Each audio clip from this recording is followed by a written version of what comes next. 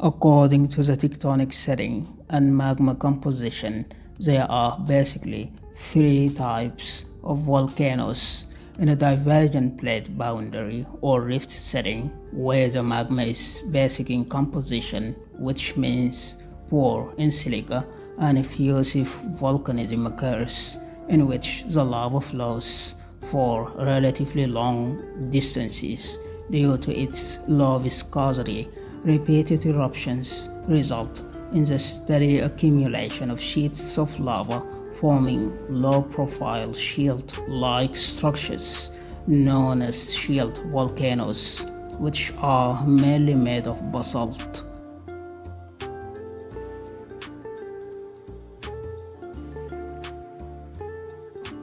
Convergent plate boundaries, especially subduction zones, produce lava with an intermediate composition between basic and acidic.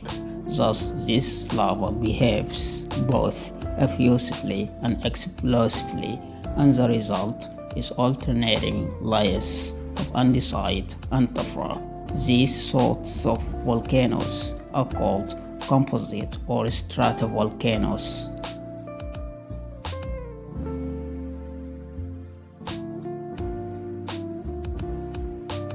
In hotspot settings, which are particularly hot parts of the mantle that cause rocks to melt, producing magma that rises up through the crust and forms volcanoes that are responsible for the formation of large igneous provinces, mostly basaltic in composition, some in a submarine environment and some on land. Where these hotspots occur in continental regions, basaltic magma rises through the continental crust, which melts to form rhyolitic lava that erupts explosively due to its high silica content, therefore high viscosity, in addition to the existence of volatiles like CO2, H2O, and some other gases, and associated with the rhyolites are other pyroclastic